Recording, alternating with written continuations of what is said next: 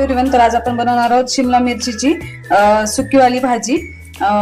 तर त्यासाठी मी घेतले शिमला मिरची, स्वच्छ पाण्याने धुवून घेतले आणि बारीक बारीक याचे असे काप करून घेतलेत। त्यानंतर मी इथे घेतलाय मोठा चिरलेला कांदा, टोमॅटो, लसूण, कढीपत्ता आणि कोथिंबीर। तर मी लसूण, कांदा आणि टोमॅटो याची प्युरी करून घेते।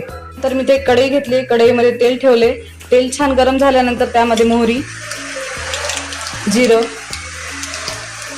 कढीपत्ता, पेस्ट केलेली ती टाकून घ्यायची, कांदा, टोमॅटो आणि लसूणची सगळीकडे याला हलवून घ्यायचं, असं पूर्ण एकत्र करून घ्यायचं। त्यानंतर त्यामध्ये अर्धा चमचा हळद, 2 चमचे लाल तिखट, तुमच्या चवीनुसार टाका, तुम्हाला जसं हवंय तसं, आणि 1 चमचा काळा मसाला, घरगुती काळा मसाला, थोडीशी धने पावडर एकत्र करून घ्यायचं। नंतर त्यामध्ये आपण हे जे कट केलेले शिमला मिरचीचे काप आहेत ते टाकून घ्यायचे आणि सगळं एकत्र करून घ्यायचं। त्यानंतर त्यामध्ये चवीनुसार मीठ,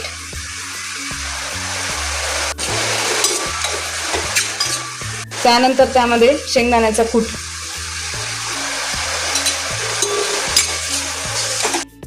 पाणी टाकून घ्यायचं, जास्त नाही टाकायचं। जर तुम्हाला जास्त रस्सा हवा असेल तर तुम्ही टाकू शकता, पण जर सुकी भाजी करायची असेल तर जास्त पाणी नाही टाकायचं। त्यानंतर आपण 10 ते 15 मिनिट आता छान त्याला आपण शिजवू देऊया।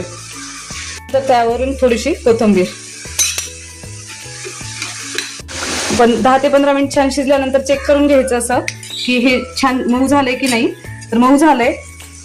त्यानंतर मी 5 मिनिट झाकण ठेवून देते आणि 5 मिनिटांनी गॅस बंद करते। बघू शकता किती छान प्रकारे आपली शिमला मिरचीची भाजी तयार झाली आहे। तर तुम्हाला आवडली असेल तर एकदा नक्कीच ट्राय करा आणि कमेंटमध्ये सांगा की कशी झाली आहे। थँक्यू।